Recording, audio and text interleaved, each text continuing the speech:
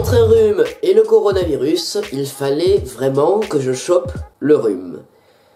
C'est génial. Bonjour à tous et à toutes fans de cinéma, c'est Sprizian, j'espère que vous allez bien. Bienvenue dans une nouvelle Ciné News et comme d'habitude, dans ces vidéos mensuelles, je vais vous dévoiler les sorties cinéma et sorties DVD du mois à venir. Bonne année à tous, voilà. 2019, c'était cool. 2020... non, on va pas se le cacher, ce sera pas mieux, hein. Déjà avec l'arrivée du coronavirus, les incendies, les inondations, on est déjà dans la merde pour ce début de décennie. Mais ça bon, ça n'a rien à voir avec le cinéma, donc du coup, on s'en fout. Sachez que tous les films qui sortiront le mois prochain, le mois de février 2020, ne seront pas développés dans cette vidéo. Il va s'agir seulement des films assez importants. Et il y en a beaucoup. Alors c'est parti, lumière moteur ça tourne, action, et débutons tout de suite avec les sorties cinéma.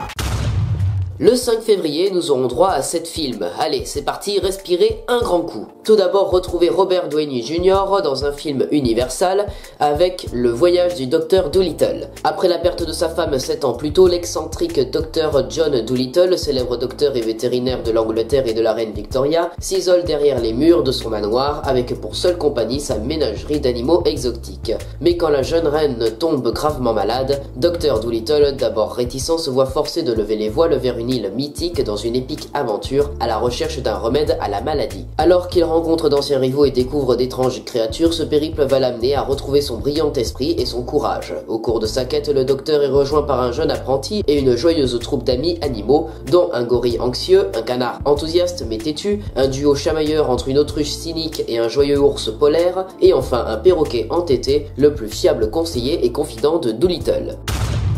Ensuite, retrouvez Margot Robbie et Ewan McGregor dans le film DC Birds of Prey et la fantabuleuse histoire d'Harley Quinn. Quand le méchant le plus néfaste et narcissique de Gotham, Roman Sionis, et son bras droit zélé, Zaz, cible une jeune fille nommée Cass, la ville est retournée sans dessus-dessous par cette traque. Les chemins de Harley, Huntress, Black Canary et Rini Montoya se croisent alors et le quatuor improbable n'a d'autre choix que de faire équipe pour éliminer Roman.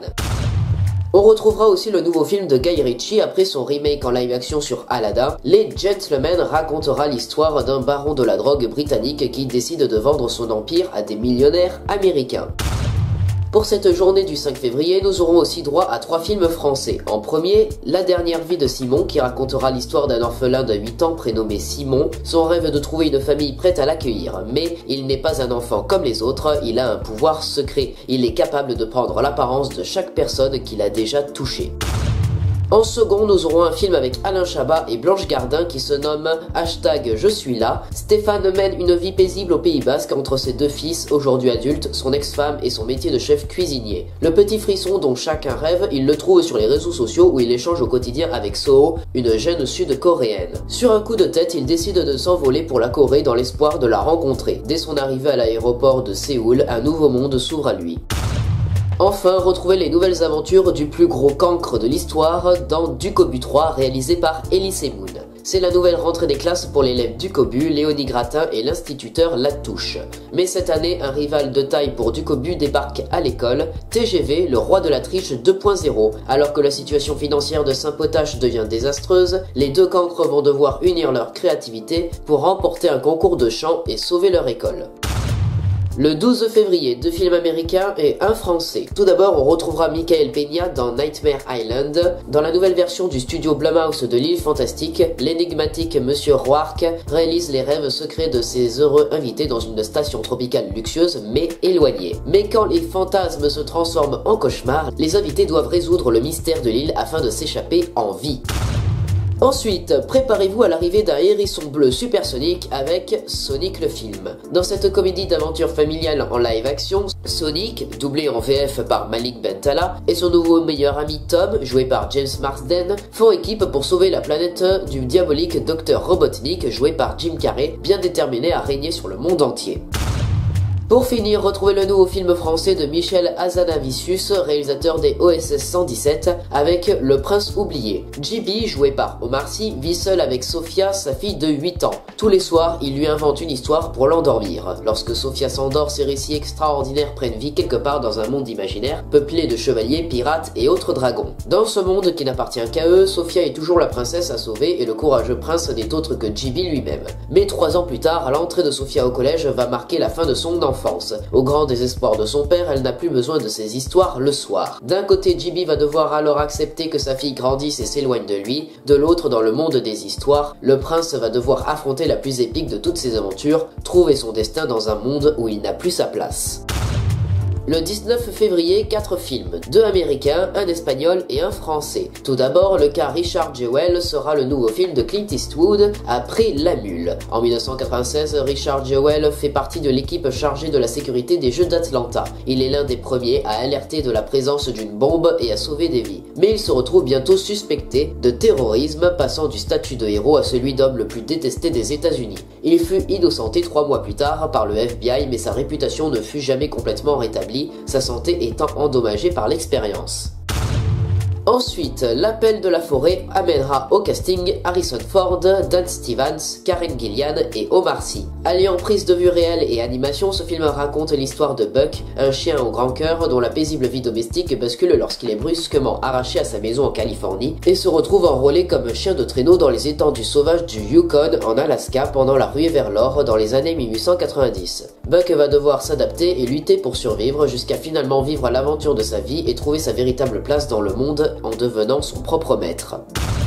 Le film espagnol intéressant ce jour-là est Lettre à Franco. L'histoire se centrera en Espagne pendant l'été 1936. Le célèbre écrivain Miguel de Unamuno décide de soutenir publiquement la rébellion militaire avec la conviction qu'elle va rétablir l'ordre. Pendant ce temps, fort de ses succès militaires, le général Francisco Franco prend les rênes de l'insurrection. Alors que les incarcérations d'opposants se multiplient, Miguel de Unamuno se rend compte que l'ascension de Franco au pouvoir est devenue inéluctable. Et enfin, le film français est un film avec Franck Dubosc, 10 jours sans maman. Antoine, DRH d'une grande enseigne de bricolage, est en passe de devenir le numéro 1 de sa boîte. C'est le moment que choisit sa femme Isabelle pour faire une pause et prendre l'air quelques jours pour s'occuper d'elle. Antoine se retrouve alors seul à devoir gérer la maison et leurs 4 enfants. Il est très vite dépassé par les événements.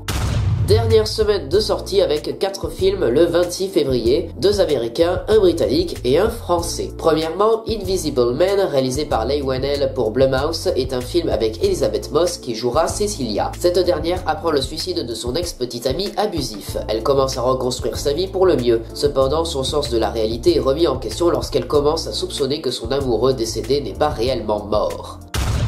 Découvrez ensuite The Boy 2, La malédiction de Brahms, un film d'horreur où, recherchant un environnement calme pour leur fils et ignorant tout de son funeste passé, un couple s'installe dans le manoir Aylshire. Bientôt, le jeune garçon se lie d'une troublante amitié avec une poupée étrangement réaliste qu'il appelle Brahms. On continue avec Judy, un film qui se déroulera pendant l'hiver 1968. La légendaire Judy Garland débarque à Londres pour se produire à guichet fermé au Talk of the Town. Cela fait 30 ans déjà qu'elle est devenue une star planétaire grâce au Magicien d'Oz. Judy a débuté son travail d'artiste à l'âge de 2 ans, cela fait maintenant plus de 4 décennies qu'elle chante pour gagner sa vie. Mais elle est épuisée. Alors qu'elle se prépare pour le spectacle, qu'elle se bat avec son agent, charme les musiciens et évoque ses souvenirs entre amis, sa vivacité et sa générosité séduisent son entourage. Hantée par une enfance sacrifiée pour Hollywood, elle aspire à rentrer chez elle et à consacrer du temps à ses enfants. Aura-t-elle seulement la force d'aller de l'avant ? Et enfin, pour finir avec les sorties ciné du mois, retrouvez dans les salles françaises un film du nom de Lucky avec Florence Foresti, Michael Youn et Alban Ivanov. Pour s'en sortir financièrement, Willy et son pote Tony, endettés de naissance, ont eu une idée de génie, voler un chien de la brigade des stupes, mais les choses ne se passent pas tout à fait comme ils l'avaient prévu. La seule solution s'associe avec Caro, une flic totalement corrompue. Énorme planning pour le mois qui arrive, mais pour ce qui est des sorties DVD, on va être assez servi aussi. Tous les films qui sont sortis fin septembre et pendant le mois d'octobre vont sortir en DVD pour ce mois de février. Allez, c'est parti, let's go! Le 5 février, c'est le jour que tout le monde attend pour aller dans les magasins car Joker sort ce jour-là en DVD. Certainement un des meilleurs films de l'année 2019, foncez tout de suite pour le voir et l'acheter. Le même jour sortira le film Downton Abbey, inspiré de la série télévisée du même nom, et sortira aussi Un jour de pluie à New York avec Timothée Chalamet, Elle Fanning, Selena Gomez et Jude Law. On aura aussi droit à la sortie en DVD de Gemini Man réalisé par Ang Lee avec The Will Smith. Le lendemain, le 6 février, sortira Maléfique 2, le pouvoir du mal avec Angelina Jolie et Elle Fanning, encore elle. Le 14 février, retrouvez le nouveau film de Nicolas Vanier, Donne-moi des ailes avec Jean-Paul Rouve. Le 18 février, vous pourrez profiter d'un film faisant partie de pas mal de top 2019 de certains youtubeurs ciné. Il s'agit de Portrait de la jeune fille en feu. Le lendemain, le 19 février, sortira un film pour les plus jeunes, Angry Birds de Copain comme cochon, mais sortira aussi Sean le Mouton, le film 2, La ferme contre-attaque. Pour finir, nous aurons la sortie DVD du film Les Municipaux 2, Trop c'est trop. Et voilà, c'est la fin de cette vidéo rétrospective des sorties ciné et DVD à venir. J'espère que cette vidéo vous aura plu, donc si c'est le cas, vous savez quoi faire. Le like, le partage, le commentaire, l'abonnement, la cloche et les réseaux sociaux. Quant à moi, je vous souhaite un bon mois de février. Faites gaffe, les vacances arrivent, mais la Saint-Valentin aussi. Alors commencez à préparer vos petites lettres et autres petits cadeaux. Et si vous me demandez en commentaire si j'ai l'intention d'en faire, je vous répondrai que vous êtes des comiques. Parce que, sans déconner, moi, faire des lettres d'amour? Parce que en vrai, si je devais faire des lettres pour la Saint-Valentin, j'en ferais à tous mes abonnés. Voilà, et maintenant que je vous ai bien sucé, je n'ai plus qu'à vous dire à la prochaine, c'était Esprit Z, coupé.